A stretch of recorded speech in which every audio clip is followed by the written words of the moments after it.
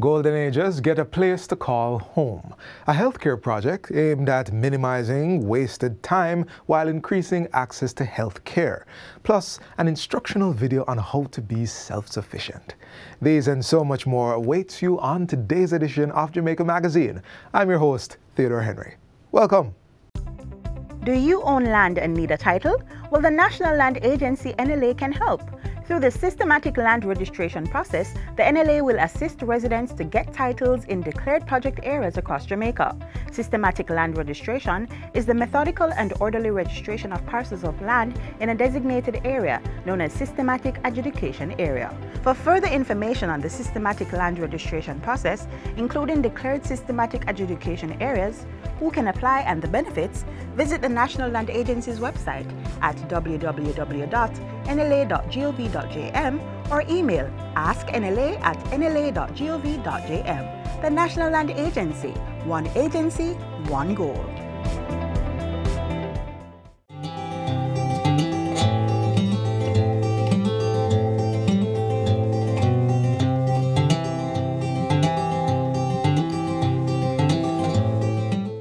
Government is ensuring that it takes care of its vulnerable citizens. The latest initiative sees the elderly receiving a place to call home. Get the details in this week's Western Roundup.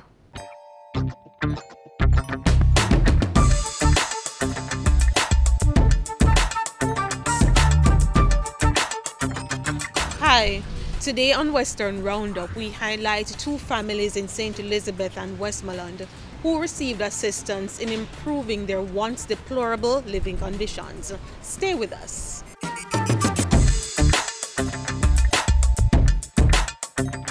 An indigent family in Moreland, Westmoreland is the latest family to benefit from a $10 million two-bedroom housing unit built under the Ministry of Local Government and Rural Development's Indigent Housing Program.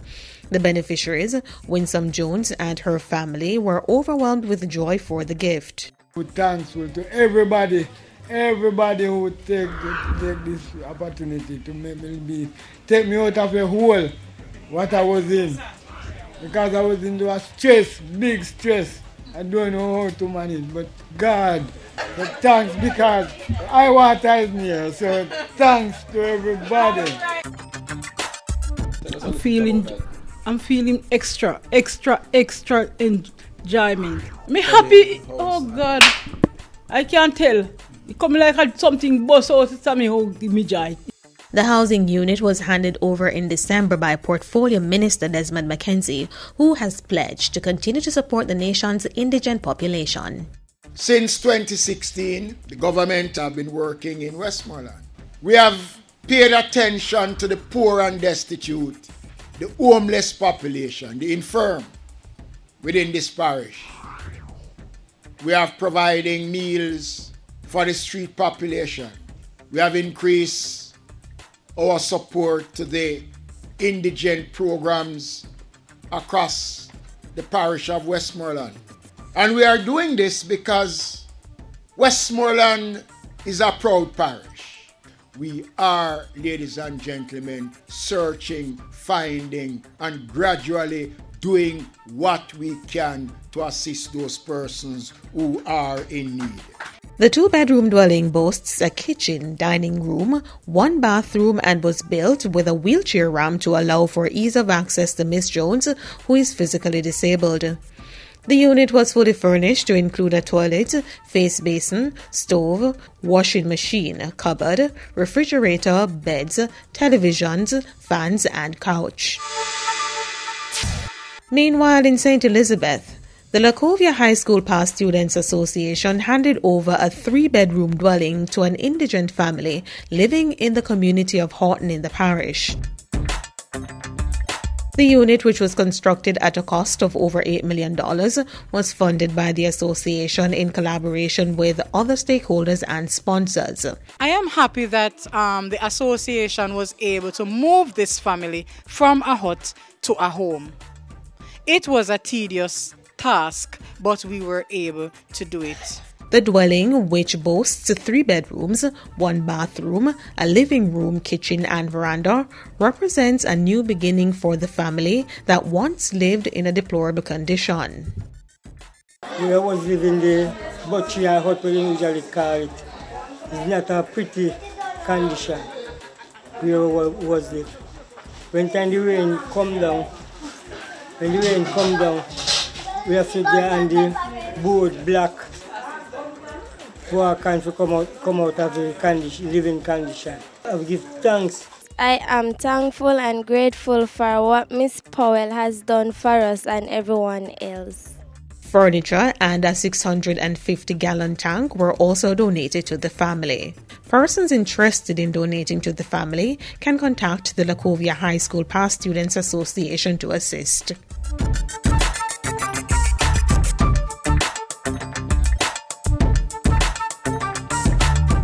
That's all for the program today. As usual, thank you for joining us for Western Roundup, where we take you from the corners of St. Elizabeth to the hilly terrains of St. Anne.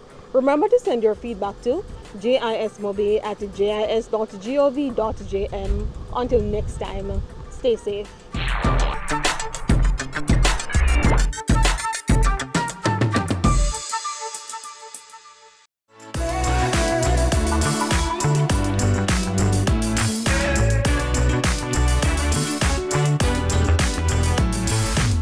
Jamaicans consume on average 9 to 12 grams of sodium or salt per day, twice the World Health Organization recommended amount of less than 5 grams or 1 teaspoon of salt, and more ideally, less than 2 grams of sodium per adult per day from all food sources.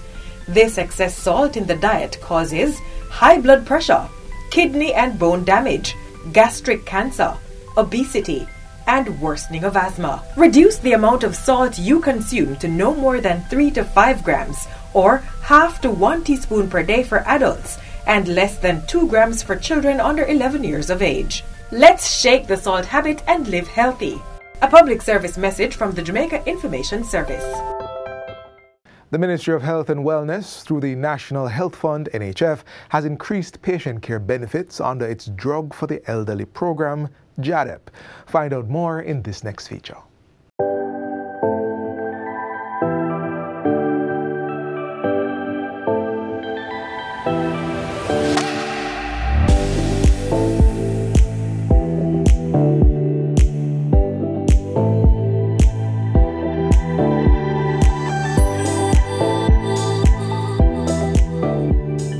In keeping with the NHF's strategic priority to improve access and enhance customer satisfaction, the fund conducts periodic reviews of the benefits under the program, and in addition receives feedback from beneficiaries and stakeholders in relation to their concerns about the program.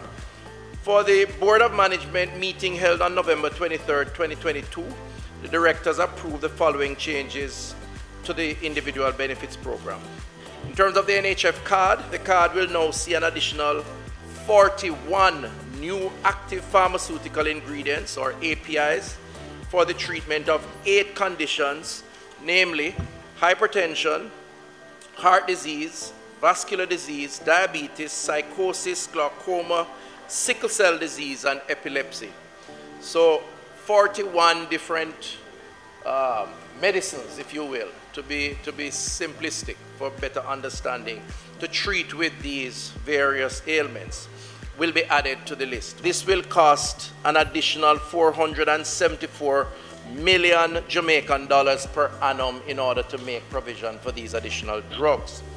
In terms of the Drug for the Elderly program, JADEP, the board has also approved changes to ensure that 5 pharmaceutical items are added for the treatment of 5 conditions: arthritis, asthma, glaucoma, hypertension, and vascular disease, based on some specific criteria. This will see approximately 21,000 active beneficiaries receiving benefits at an estimated cost of some $42.59 million per annum. Jamaican residents 60 years and older, Madam Speaker, just by way of information, can qualify for benefits under the Drug for the Elderly program. In terms of the prostate cancer or prostate-specific antigen test, prostate cancer is a very serious men's health issue, being the most commonly diagnosed cancer in Jamaican men and the leading cause of cancer-related deaths in our men. And so part of the challenge or the way forward is to encourage early detection through screening. Hence, this new addition to the NHF arrangement. So screening is really about early detection, and early detection saves lives. Screening for prostate cancer using the prostate-specific antigen test and the digital rectal examination, or DRE, can identify abnormalities and may find cancer early so that affected men can begin treatment before it spreads. Global Cancer Observatory data for 2020 estimates that Jamaica sees on average around 1,500 new prostate cancer cases annually. I am pleased to announce that the PSA test, the prostate-specific antigen test, will now be covered under the individual benefits program. Males over 40 years who are enrolled on the NHF card program can now access PSA tests. And this is very important that we encourage our men over 40 to get tested. In other words, it is taken care of if you are registered under the NHF card. The subsidy on the PSA test is set at $1,600 per test with a maximum allowance of 1 test per year, which is what you really need. We have some 89,665 active male claimants, 40 years and older, who can benefit from this new addition. And again, we say to these men, use the benefit to get tested. Early detection saves lives. To access these expanded benefits, Madam Speaker, and others, members of the public can call the NHF at 1-888 dial NHF or 1-888-342-5643. Visit the NHF's website at www.nhf.org.jm or visit any of the 106 drug-serve locations for full-time and scheduled services at private and public health facilities island-wide. There are enough outlets for persons to get information and to access these benefits.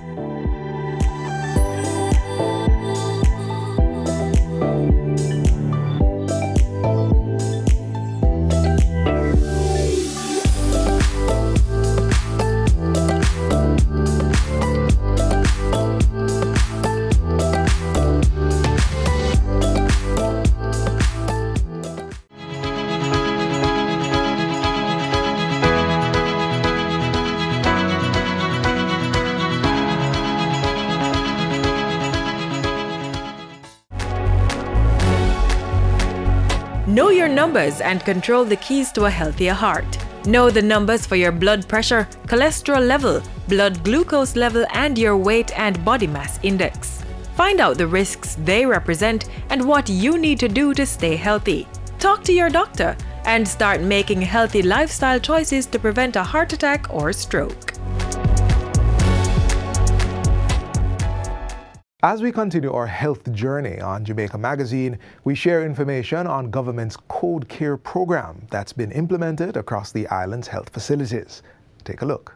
Critical side effects, mental illness being one, surgery backlog being another, and concluded that we needed to do something special to try and pick up and cover some of this lost ground. Because at the end of the day, this is not a statistic. It's really about people. And people are suffering for years in some cases. 3, 4, 5, I've even seen a 6-year wait for a hernia surgery. A hernia surgery could cost you, $300,000 or more, and many Jamaicans just cannot afford it.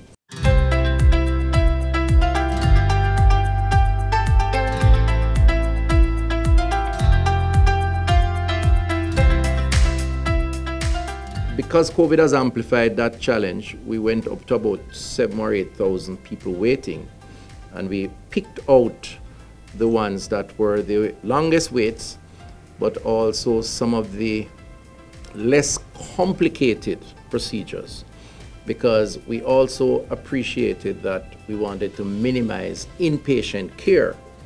And so to the extent that we could treat with these patients, and they have a 1 day, maybe a 2, unless some complications develop, or none at all, day surgeries, then we should try and get those out of the way and outsource those to the private sector. So we have set a a target of 2,000 surgeries.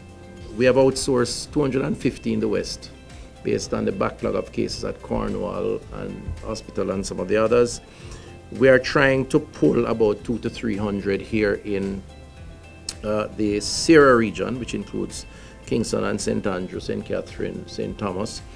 And we have compiled, I think, up to now about 70 or 75. So we're still going through the files and trying to pull and get persons to come on board. The procedures we identified are those that are most, that populate the wait list: angioplasty, oral cancers, sinus cancers, thyroid cancers, and so on, right? This Code Care program, it's really a relief. It's a give back. It really is a great service to the challenges that we face. We have embarked on a series of public-private partnerships, whether it's diagnostic outsourcing or it is a block of patients that we assign to a private doctor who have chronic ailment. We're piloting that now. Or it is in terms of the drug serve windows that we put in private pharmacies, or in this case now surgeries. So this is not an unusual principle that we're articulating. It's a principle that we have bought into. The reward for this program is to see the relief and the happiness on the face of the patients in their beds who otherwise would not have had it for probably many more years to come. So it's not even a concept around pay for service. It's almost like just helping humanity, if you will. I want us to be patient-centric, focus on the patient, because this is about serving the people. That's what our job is, and whether we're in the private or public sector, it is the core mandate of all of us.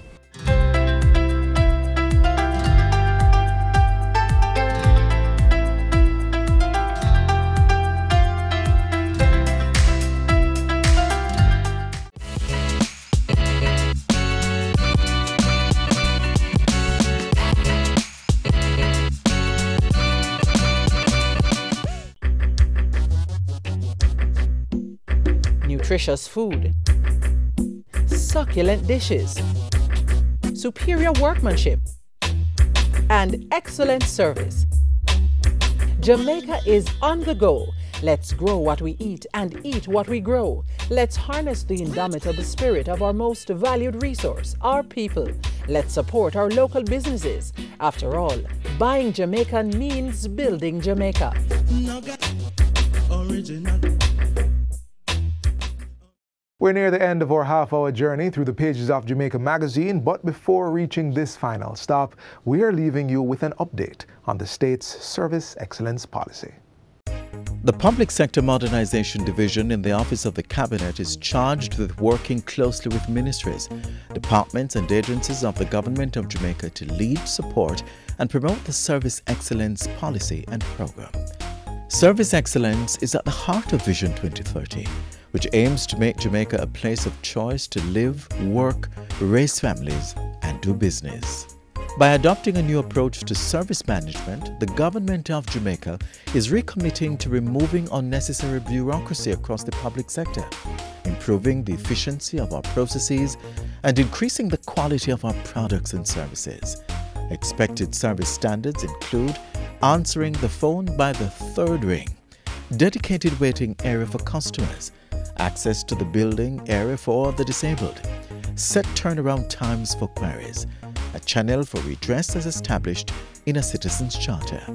The Office of the Cabinet has developed a framework which identifies the main elements of focus for creating a culture of service excellence within the public sector. There are two key pillars which form the basis of this policy. These are people engagement and performance excellence. People engagement focuses on the involvement of clients in the design and implementation of services that satisfy their needs. This includes engaging all our customers, including vulnerable and hard-to-reach groups, to address their needs and provide targeted service delivery. The Service Excellence Policy, if given adequate support from all actors, will contribute to improving the quality of life of all Jamaicans, in particular, residents in volatile and vulnerable communities. The Service Excellence Program is changing the way services are delivered by the Government of Jamaica. The Cabinet Office introduced the Government of Jamaica portal, the gateway to all government-related information and services. In partnership with the Companies Office of Jamaica, the PSMD has created the Electronic Business Registration Form (EBRF) that allows business owners to register business from anywhere in the world and at any time. Greetings from the Jamaica Customer Service Association. I am the chairman and my name is Nsambi Jaja. It is such a joy and honor and a privilege to congratulate the Office of the Cabinet and the Public Sector Modernization Division for this amazing piece of work that has come out in the form of the Service Excellence Policy. What a fabulous document. The Ministry of Agriculture and Fisheries is committed to service excellence. This is demonstrated through several initiatives, including a completed customer service improvement plan with emphasis on customer service sensitization and awareness training for all our divisions and agencies. We have established the first government online customer feedback system. We have a very robust and committed customer service implementation team under the leadership of our Permanent Secretary, Mrs. Grayson Stewart McFarlane. And this team ensures that we provide leadership and we monitor all activities surrounding service excellence. We have implemented a number of activities and some we are in the process of implementing. These include our new customer service charter, which we have just completed, our website, which we are revamping to ensure that it is user-friendly, to be launched later on this year. And we also continue to have communication activities to ensure that we increase awareness about the services that we provide. And a big part of our initiatives include ensuring that we develop the capacity of our staff by training them and providing sensitization around important topics. We wholeheartedly support the Government of Jamaica's Service Excellence Policy as we take justice to the people of Jamaica. Performance excellence is the second major pillar of service excellence. Through the modernization program, the Office of the Cabinet is leading the process to create a performance and achievement-driven public sector culture.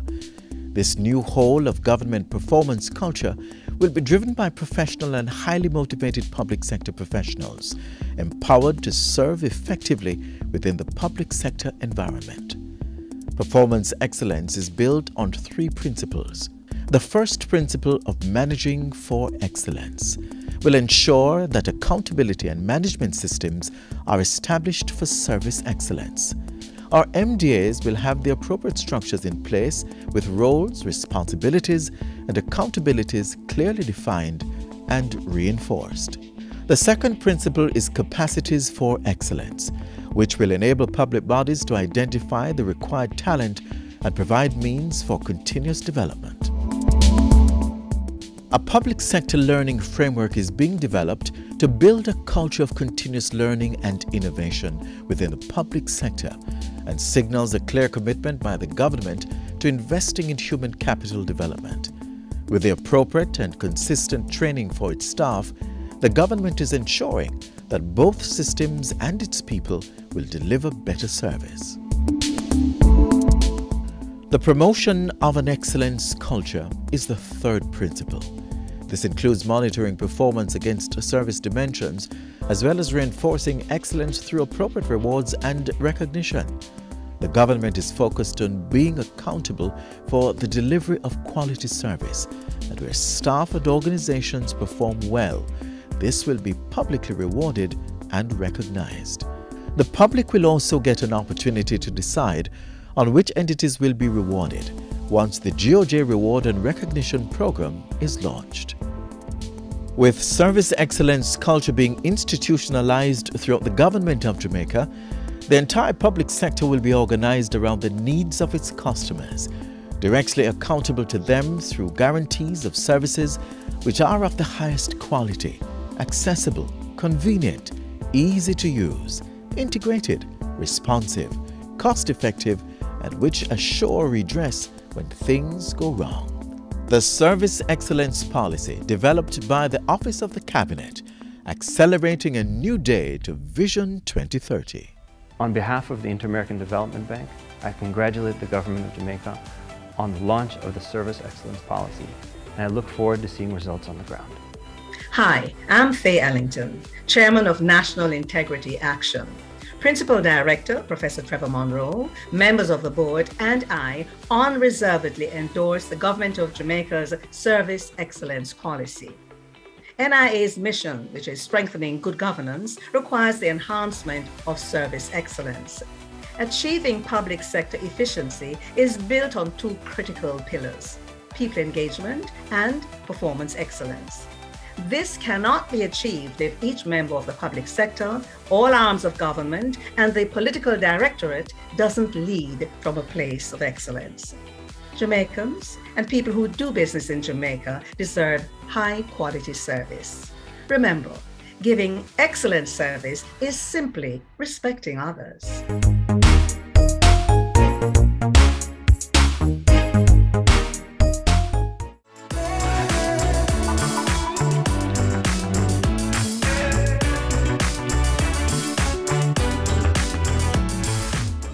And this is where we end today's journey inside Jamaica Magazine. Be sure to join us tomorrow for another show. Until then, there is more to watch by visiting our website, jis.gov.jm. On behalf of the entire production team, I'm Theodore Henry. Until next time, take care and live good.